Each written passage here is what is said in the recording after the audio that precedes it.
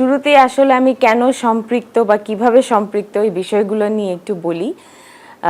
ছোটবেলা থেকেই আসলে বাবার ভেতর, আমার বাবাকে আপনারা সবাই চেনেন, গাজী মাজহারুল আনোয়ার।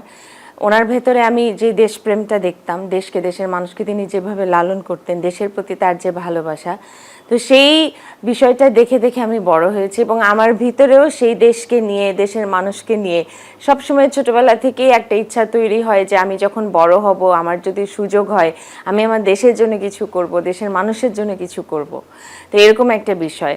এবং বাবাকে দেখতাম যে শহীদ প্রেসিডেন্ট জিয়াউর রহমানের আদর্শকে উনি ওনার নিজের হৃদয়ে ধারণ করতেন, সেটা দেখে আমি বড় হয়েছি। এবং আমার যখন একটু বুঝ হয় তখন থেকে আমি দেশনেত্রী বেগম খালেদা জিয়া, ওনাকে আমি সবসময় খুব অনুসরণ করতাম এবং ওনার আদর্শকে আমি আস্তে আস্তে আমার বুকে লালন করা শুরু করি। কারণ ওনাদের যেই চিন্তাধারা দেশকে নিয়ে, দেশের মানুষকে নিয়ে, সেই চিন্তাধারার সাথে মানে আমার মনে হয় যে আমারও বোধহয় চিন্তাধারাটাও এরকম। তো ওনার মতাদর্শের সঙ্গে আমার একটা মিল আমি খুঁজে পাই, যে কারণে একটা বিশেষ ধরনের দুর্বলতা আসলে কাজ করতে থাকে আমার বাংলাদেশের জাতীয়তাবাদী দলের প্রতি এবং শ্রদ্ধেয় দেশনেত্রী বেগম খালেদা জিয়া এবং শহীদ প্রেসিডেন্ট জিয়াউর রহমান। ওনাকে ছোটবেলা থেকেই হয় না যে ওনাকে দেখতে আমার বাবার মতো লাগতো। তো ছোটবেলায় তো এই জিনিসগুলো খুব মানে আমি বলবো যে ইম্প্যাক্ট ফেলে, যে যেহেতু আমার বাবা, আমার পুরো অস্তিত্ব জুড়ে বাবা, ওনাকে দেখতে আমার বাবার মতো লাগতো। এই জন্য ওনার প্রতি আমার সবসময় একটা অন্যরকম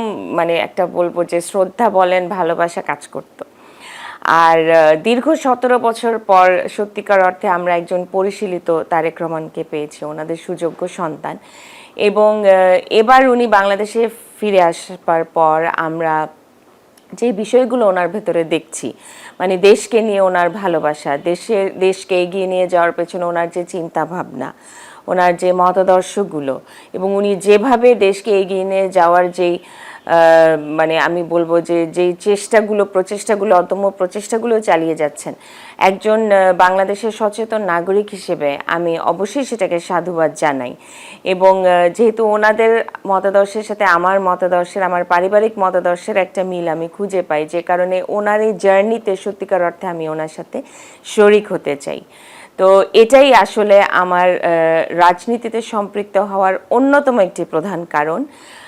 আর আরেকটা কারণ যেটা খুবই ইম্পর্টেন্ট, ওই যে আমি বললাম দেশের জন্য, দেশের মানুষের জন্য কিছু করা। আমার মনে হয় যে যে কোনো কাজ আপনি যদি বড় পরিসরে করতে চান, তাহলে রাজনীতি অনেক বড় একটা প্ল্যাটফর্ম। এবং বিএনপি যেহেতু বাংলাদেশের অন্যতম সর্ববৃহৎ একটা রাজনৈতিক দল, এবং এই দলটির সাথে আমার ছোটোবেলা থেকেই সম্পৃক্ততা বাবার মাধ্যমে, প্লাস আমার বিয়ের পর আমার শ্বশুর জনাব শফি আহমেদ চৌধুরী, তিনি সিলেট 3-এর দুইবারের মেম্বার অফ পার্লামেন্ট ছিলেন এই বিএনপির। তো সেভাবেও সম্পৃক্ততা। এবং 2004 সালে যখন আমার বিয়ে হয়, তারপর থেকে আমি কিন্তু, উনি তখন, আমার শ্বশুর তখন এমপি ছিলেন, তো আমি ওনার সঙ্গে সবসময় সিলেটে যেতাম। উনি যে জনসংযোগগুলো করতেন, সেই কাজগুলোতে সরাসরি অংশগ্রহণ করতাম, নিজের চোখে দেখতাম। এবং আমার শ্বশুরের এলাকায়, যেটা দক্ষিণ সুরমা ফেঞ্চুগঞ্জ, সিলেট 3 আমরা বলি, সেই এলাকায় ওনার যে অবদান, মানে রাস্তাঘাট, ব্রিজ, কালভার্ট থেকে শুরু করে উনি একটা কলেজ তৈরি করেছেন, লতিফা শফি চৌধুরী মহিলা ডিগ্রি কলেজ, যেই কলেজে বর্তমানে আমি সভাপতি হিসেবে দায়িত্বপ্রাপ্ত। প্লাস বাবাকে যেটা দেখেছি যে বাংলাদেশ জাতীয়তাবাদী দলের সাথে সম্পৃক্ত থেকে তিনি সংস্কৃতি নিয়ে যে কাজগুলো করেছেন দলের পাশে থেকে দেশের জন্যে, সেই জায়গাগুলোতেও আমার বাবার সাথে সরাসরি থাকার সুযোগ হয়েছে। আমি একসময় জাসাসে সদস্য ছিলাম এবং তখন প্রত্যেকটা মানে বিএনপির প্রত্যেকটা সাংস্কৃতিক কর্মকাণ্ডে আমার কিন্তু সক্রিয় অংশগ্রহণ ছোটবেলা থেকেই ছিল। তো খুব স্বাভাবিক আমি এই দলটি থেকেই মনোনয়ন নিব। মনোনয়নটা এই কারণেই নিয়েছি কারণ ওই যে আমি বললাম দেশ ও দশের সেবা করতে চাই, এবং দেশ ও দশের সেবা করতে হলে রাজনীতি অনেক বড় একটা প্ল্যাটফর্ম, এজন্য আমি আসলে মনোনয়নটা নিয়েছি।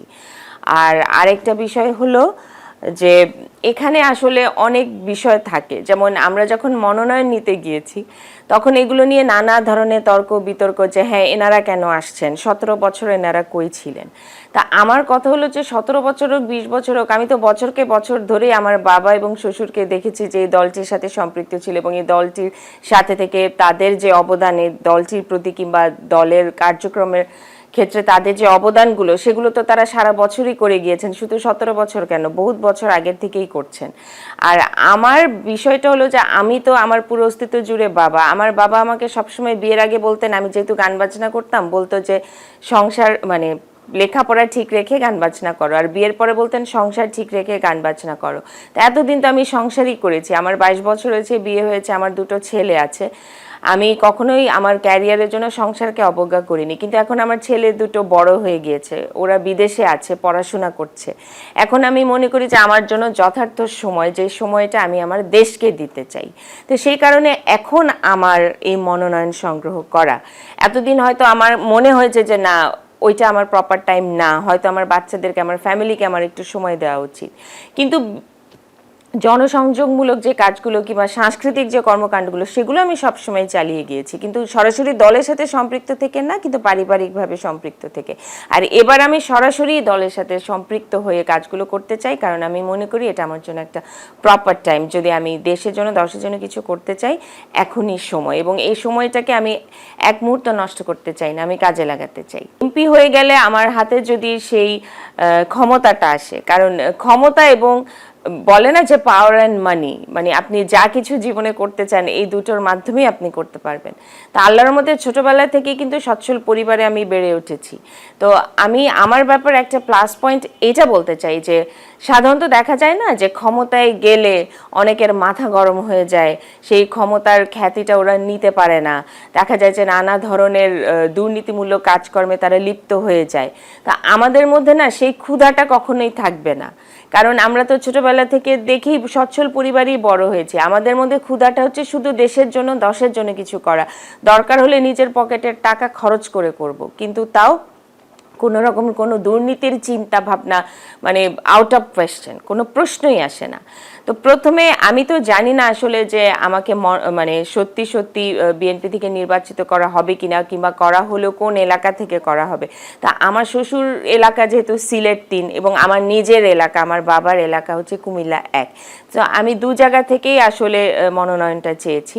আমি জানি না ওনারা আমাকে আদৌ দিবেন কিনা, কিংবা দিলেও কোন জায়গায় দিবেন, যেই জায়গায় তারা দেন না কেন। প্রথমে আমার এটাই উদ্দেশ্য থাকবে যে আমি সেখানে গিয়ে সেখানকার সাধারণ মানুষের সঙ্গে আমি চেষ্টা করব, চেষ্টা কি, এটাই আমার ইচ্ছা, আমি সাধারণ মানুষের কাছে যাব, ওনাদের সমস্যাগুলো শুনবো, বা ওই এলাকার কি কি সমস্যাগুলো আছে সেগুলো একটু বোঝার চেষ্টা করব, সেই সমস্যাগুলোকে কিভাবে সমাধান করা যায় সেই চিন্তাধারা থেকে আমি দরকার হলে মানে এটার জন্য যা যা করণীয় সেই বিষয়গুলোকে আসলে বের করে আনা, যে এই এলাকার এই সমস্যাগুলো আছে, এই মানুষের এই সমস্যাগুলো আছে, সেই সমস্যাগুলোকে তুলে ধরা এবং সেই সমস্যাগুলোকে সমাধানের জন্য যতটুকু সম্ভব আমার যতটুকু আয়ত্তের ভেতর থেকে কাজটা করা যায় সেভাবে চেষ্টা করা। এবং আরেকটা বিষয় হলো যে মানে ওই যে বললাম, নিজের পকেটে টাকা খরচ করে হলেও তাদের জন্য কাজ করে যাওয়ার ইচ্ছা আমার। এবং আমি হচ্ছে এক কথার মানুষ, আমি যদি কাউকে কথা দিই যে না আমি আপনার জন্য কাজটা করব, এবং আমি সেটা সত্যিকার অর্থে করেই ছাড়বো। এবং আমি মনে করি যে আমাদের মতো পারিবারিক পরিমণ্ডল যেভাবে আমি বড় হয়েছি এবং আমাদের মতো শিক্ষিত মানুষ, আমি তো ঢাকা বিশ্ববিদ্যালয় থেকে আন্তর্জাতিক সম্পর্ক বিভাগে অনার্স মাস্টার্স করেছি, তা আমাদের যেই মেধাটা, সেই মেধাটা আমরা আসলে দেশের কাজে লাগাতে চাই। এবং পার্লামেন্টের কিন্তু একটা ডেকোরাম আছে, আমরা দেখেছি ইতিমধ্যে অনেকেই গিয়েছেন পার্লামেন্টে, কিংবা ইতিমধ্যে এমনও হয়েছে যে হয়তো যোগ্যতা নেই কিন্তু তারপরেও যেই পজিশনটা তারা ডিজার্ভ করে না তাদেরকে সেই পজিশনে বসানো হয়েছে, সেই পজিশনে থেকে সেই পজিশনের মর্যাদা তারা কতটুকু রাখতে পেরেছেন বা পারছেন সেটা কিন্তু এখন একটা বড় কোয়েশ্চেন মার্ক হয়ে গিয়েছে। কারণ অনেকে বলে না, যেমন অনেকে আমাকে বলছিল জুলাই আন্দোলনে আপনার কি ভূমিকা আছে, আপনি যে নমিনেশন নিতে আসছেন, 17 বছর করেছিলেন, নানা ধরনের। তা আমার কথা হলো যে হ্যাঁ, জুলাই আন্দোলনে আমার ভূমিকা বলতে কি, আমি তো এই দেশের একজন সচেতন নাগরিক হিসেবে সামাজিক যোগাযোগ মাধ্যমে যতটুকু ভূমিকা থাকার সেই ভূমিকাটা তো আমার অবশ্যই ছিল। এবং যে আমি যে বললাম আমার বাবা এবং আমার শ্বশুর সবসময় দলটির সঙ্গে ছিলেন, তো ওনাদের তো অবদান সবসময়ই ছিল, শুধু জুলাই আন্দোলন কেন, বছরকে বছর ধরেই ছিল। তো আমি তো সেই পরিবারেরই সন্তান, তো ওনারা যেই কাজটা করেছে সেই কাজের লেগেসিটা আমি ধরে রাখবো, এটাই তো স্বাভাবিক, তাই না? তো আমার কথা হলো যে দল যদি মনে করেন যে আমাদের মতো পরিবারের লোকজন বা আমাদের মধ্যে শিক্ষিত লোকজনকে সুযোগ দেওয়া উচিত, তাহলে তো অবশ্যই দলের এই সিদ্ধান্তের প্রতি আমি কৃতজ্ঞ থাকবো এবং আমি চাইবো যে দল আমাকে এই সুযোগটা দেখ। কারণ পার্লামেন্টের ডেকোরামের কথা আমি বলছিলাম, পার্লামেন্টে কথা বলে অনেকেই আছে, আমি দেখেছি যে হয়তো বিএনপি থেকে জন্মলগ্ন থেকে সম্পৃক্ত ছিল, কিন্তু শুধুমাত্র এটাই তো কোয়ালিফিকেশন হতে পারে না। কোয়ালিফিকেশন অনেক কিছু, মানে দল যখন সিদ্ধান্ত নিবে আমি তো বিশ্বাস করি যে দল মানে একদম সব কিছু মিলিয়ে মানে সার্বজনীনভাবে চিন্তা করবে যে এই কোয়ালিফিকেশনগুলো থাকলে তাদেরকে আমরা পিক করব। শুধুমাত্র আমি জুলাই আন্দোলনে গিয়ে মার খেয়েছি সেটাই একমাত্র কোয়ালিফিকেশন হতে পারে না। ইতিমধ্যেই কনক আপাকে নিয়ে একটা বিতর্ক তৈরি হয়েছিল এবং শ্রদ্ধেয় রিজভি স্যার উনি কিন্তু খুব চমৎকারভাবে সেটার জবাব দিয়েছেন। কারণ সবাইকেই রাজপথে নেমে রিকশার টায়ারের খুলতে হবে এমন কোনো কথা নেই। আমার যে সমর্থন সেটাই তো অনেক বড় বিষয়, এবং আমার যে কাজ করার অদম্য প্রচেষ্টা সেটাও তো আমি মনে করি অনেক বড় বিষয়। এবং সেই কাজগুলো করতে হলে আমার যে ফ্যামিলি ব্যাকগ্রাউন্ডটা থাকা দরকার, রাজনৈতিক বলেন সাংস্কৃতিক বলেন দুটোই আমার আছে। কারণ সংস্কৃতির মাধ্যমে কিন্তু আমি বলবো যে সমাজকে আন্দোলিত করা সম্ভব, কারণ সংস্কৃতির মাধ্যমে আমাদের কিন্তু সুযোগ হয় জনসাধারণের সাথে সরাসরি কানেক্টেড হওয়ার একটা সুযোগ আমরা পাই। যেহেতু 10টা মানুষ আমাদেরকে চিনে, ফেস ভ্যালুর কারণে অনেক সময় দেখা যায় যে অনেক কাজ আমাদের জন্য সহজ হয়ে যায় বা আমরা সেটা সহজেই করতে পারি বা পাবলিককে আমরা খুব সহজেই কনভিন্স করতে পারি। এই বিষয়গুলো কিন্তু থাকে যারা সেলিব্রিটি বা যাদের ফেস ভ্যালু আছে। তা আমার তো সেই দিক থেকেও প্লাস পয়েন্ট আছে, প্লাস পারিবারিক দিক থেকে আমার প্লাস পয়েন্ট আছে, শিক্ষা দিক থেকে আমার প্লাস পয়েন্ট আছে। আমি মনে করি যে পার্লামেন্টে একটা বিষয় উপস্থাপন করার মতো সেই যোগ্যতাটাও আমার আছে।